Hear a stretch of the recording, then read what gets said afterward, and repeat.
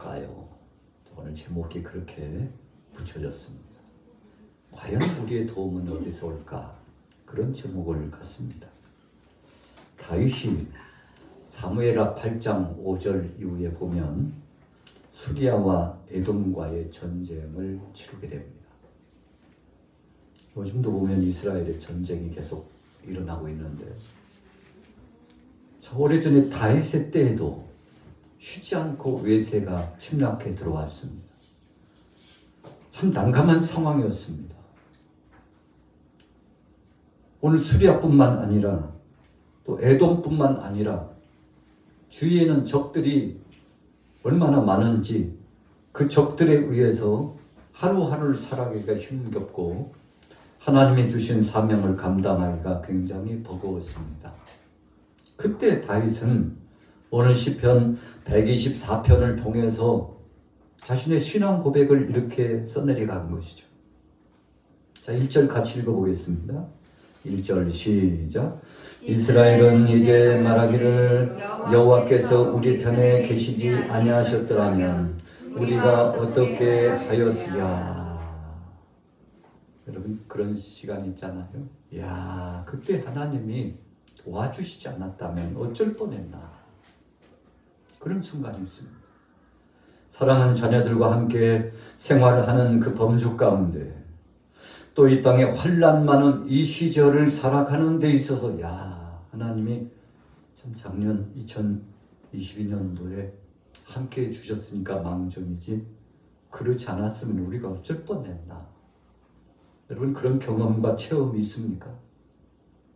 오늘 다윗에게는 그런 체험이 있었어요. 또 함께 있는 동역자들도 이구동성으로 말합니다.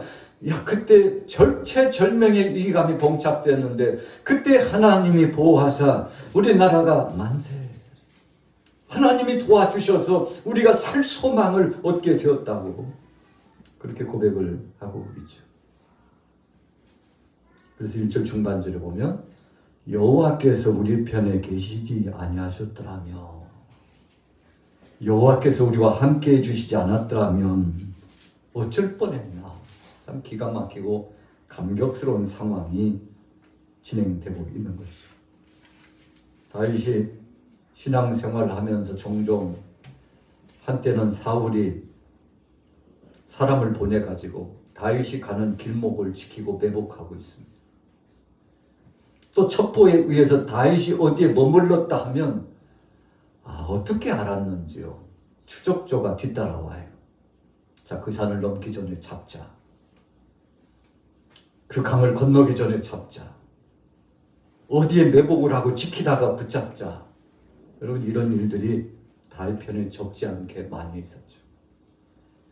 하나님께서 이미 다윗에게 너는 이스라엘의 왕이 되겠다고 말씀하신 그때입니다. 그래서 3번씩이나 그가 기름 부음을 받고 하나님의 인정함을 받고 세움을 받았지 않습니까? 첫째는 사무엘 선지자에게, 두 번째는 유다 백성들을 중심으로 나라를 새롭게 출발할 때, 그리고 세 번째는 12지파 모든 백성들이 이제는 흩어진 나라가 아니라 통일된 왕국을 이루고서 하나님 앞에 영광 돌리면서 당신만이 하나님이 세우신 왕이라고 여러분 3번씩이나 인정함을 받고 그가 왕정을 이어갔습니다만, 그렇게 되기까지 참 파란만장한 세월이었죠. 그가 약 14세 정도 됐을 때 목동으로서 헌신할 때 하나님께서 사무엘 선지자를 그의 집으로 급파해가지고 그 아들 중에 하나님이 택한 자가 있으니 그에게 기름을 부으라고 하셨죠. 그런데 7 아들을 다 지나가게 해도 그 중에 없어요. 나중에 사무엘 선지자가 이새에게 아들이 이 아들밖에 없냐고. 이상하다고, 하나님께서 허락해 주시지 않는다. 내가 기름을 부어서 하나님이 정한 자를 세우려고 기름불은 들고 있지만 세울 자가 없으니 이 아들들 말고 또 없냐고.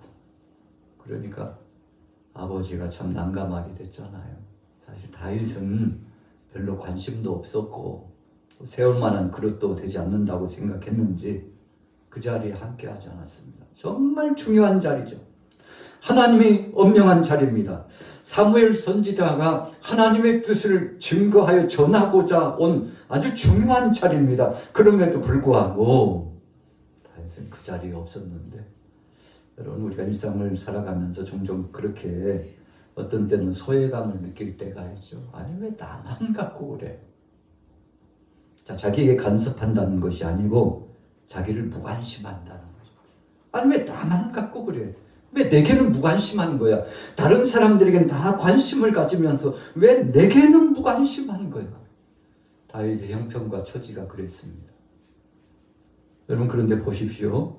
그의 아버지 이새가 무관심하고 형제들조차도 동생에게는 별로 관심도 없었잖아요.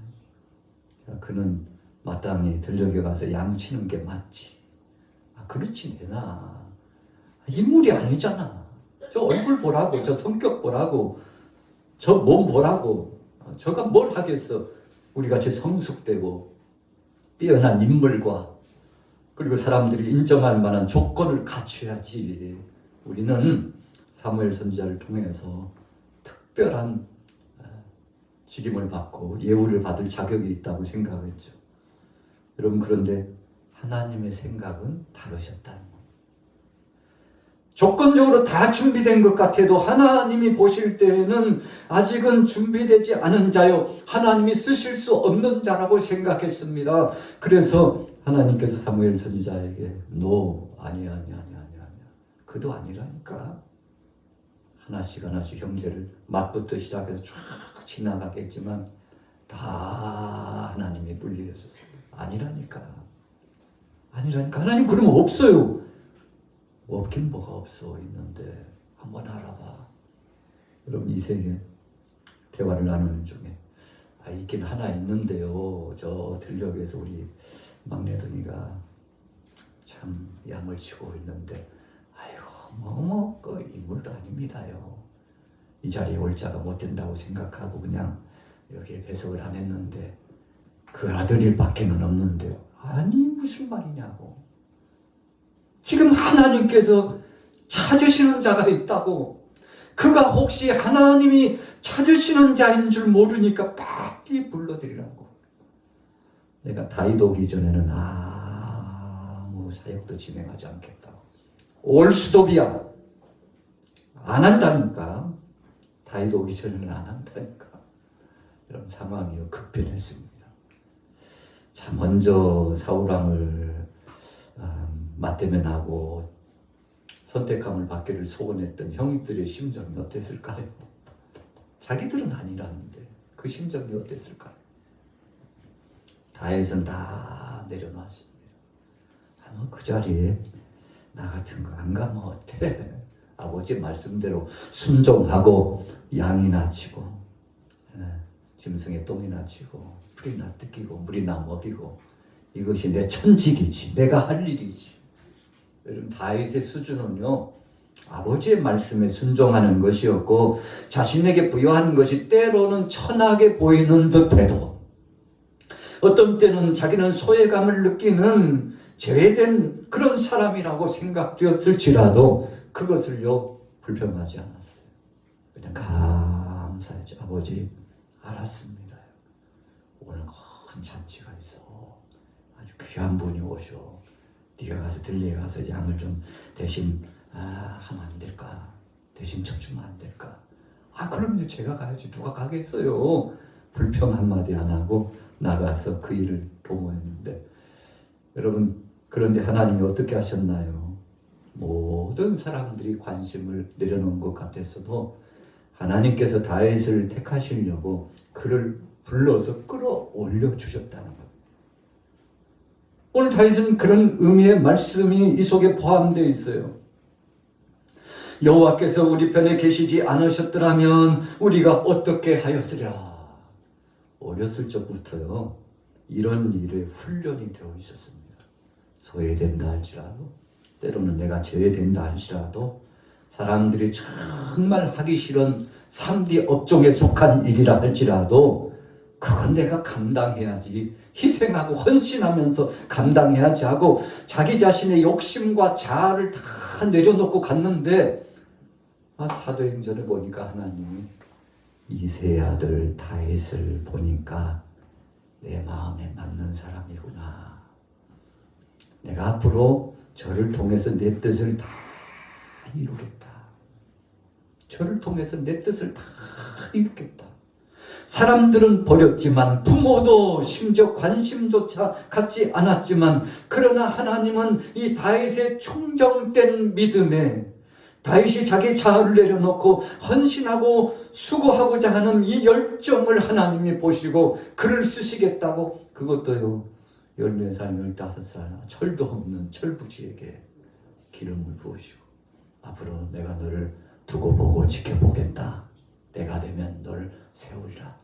미리 너에게 예고해 주는 거야. 그러니 이 믿음 갖고 흔들리지 말고, 어떤 상황 속에서든지 어떤 사람들을 통해서든지 시험과 올무가 와도 흔들리지 말고 너의 그 신앙의 정체성을 지키고 갔으면 좋겠다.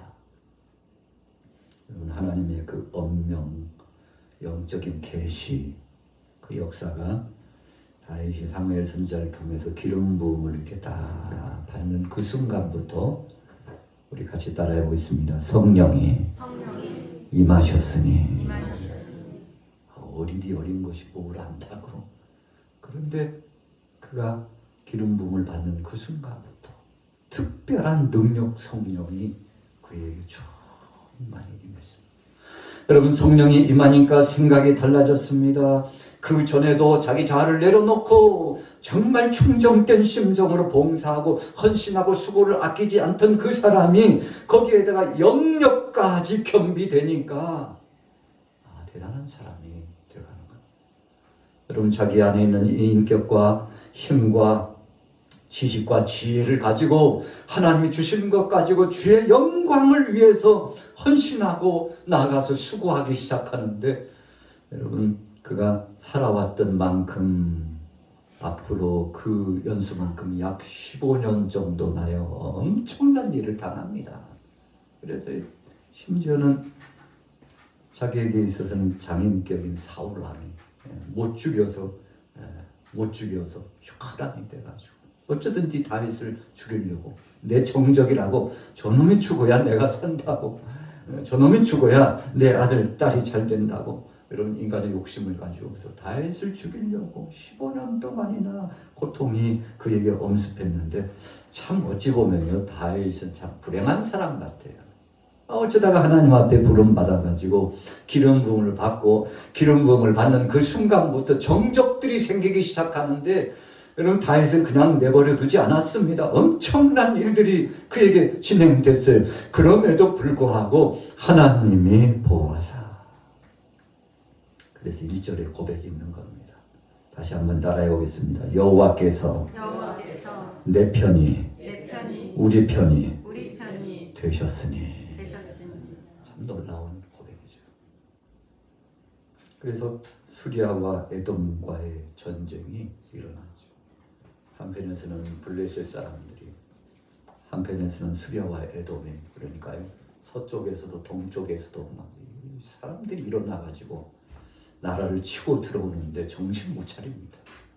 그런데 그때 하나님이 침묵하지 않으시고 하나님의 사람 다윗을 도와주기 시작했다는 고백이 오늘 시편 124편의 내용입니다. 자, 2절 3절 같이 읽어볼게요. 2절 시작. 사람들이 우리를 치러 일어날 때 여호와께서 우리 편에 계시지 아니하셨더라면 그때 그들의 노여움이 우리에게 맹렬하여 우리를 산채로 삼켰을 것이며.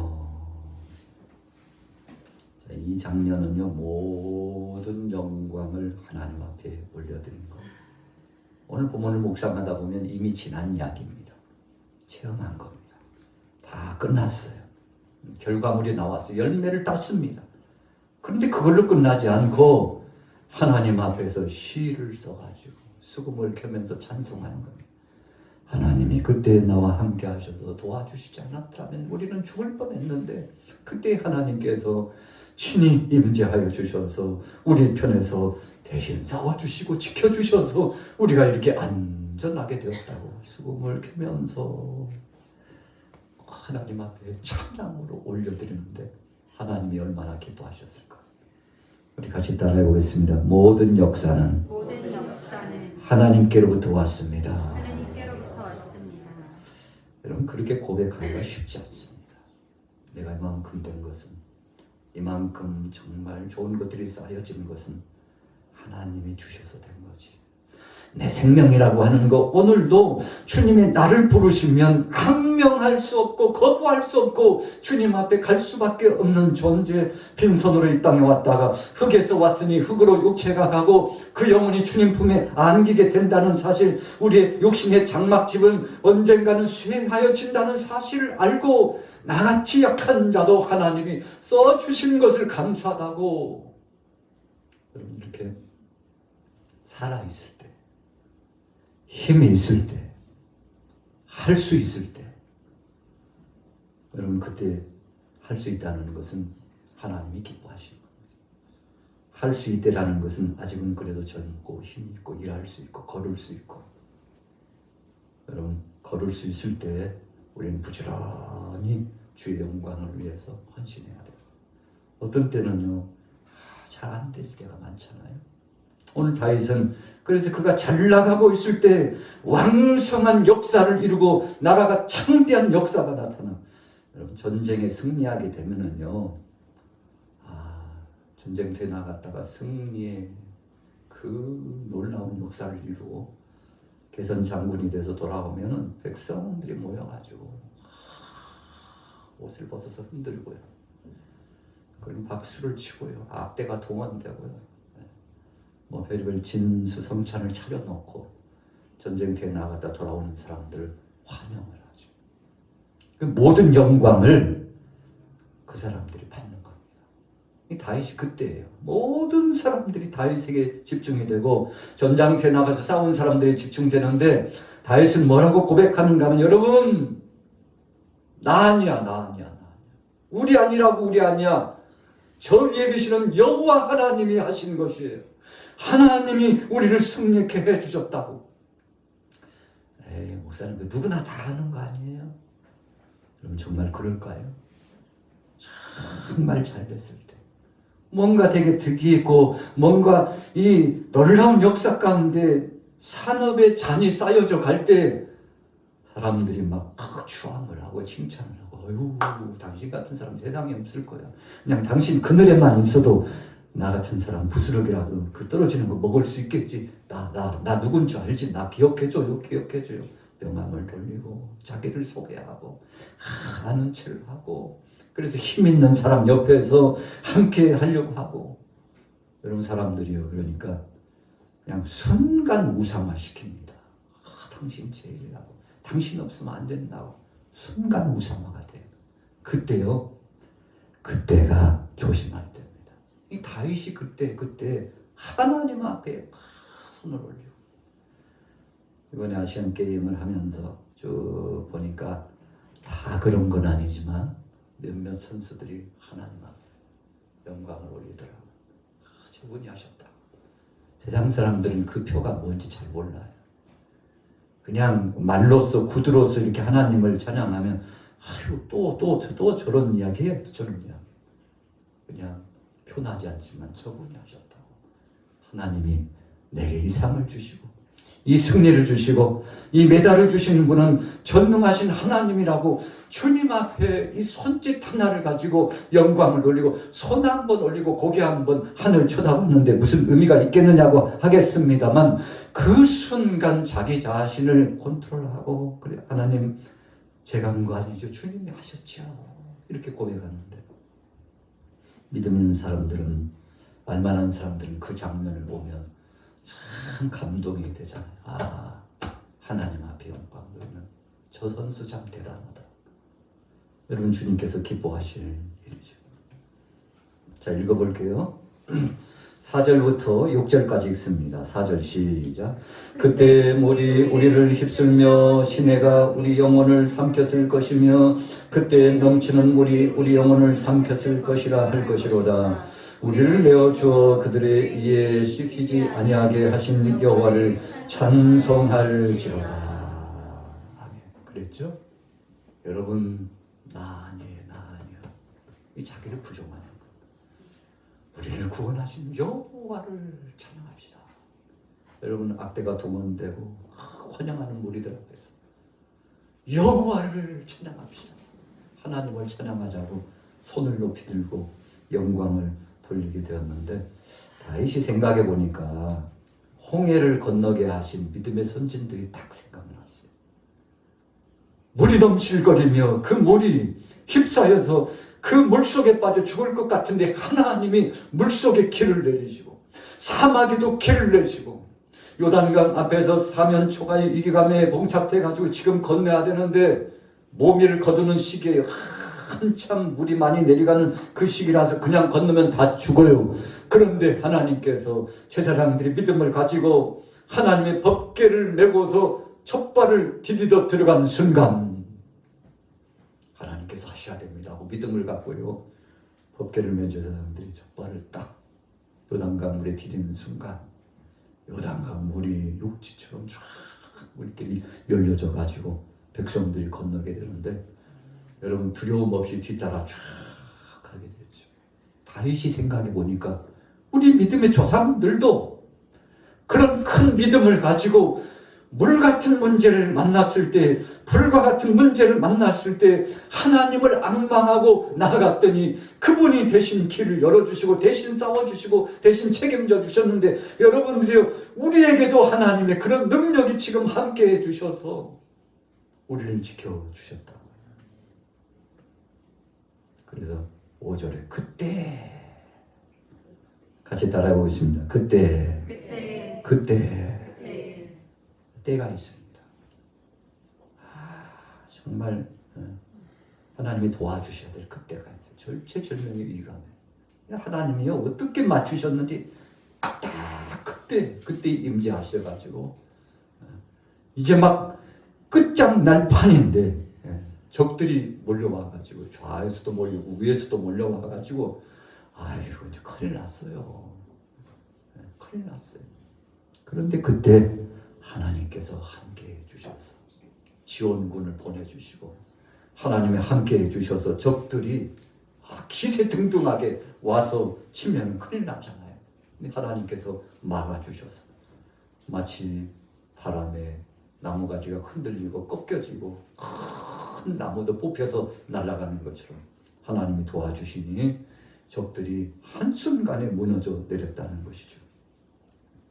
그래서 어떤 결과가 나왔습니까? 6절에 우리를 내어주어 그들의 이에 씹히지 아니하게 하나님이 막아주셨도다.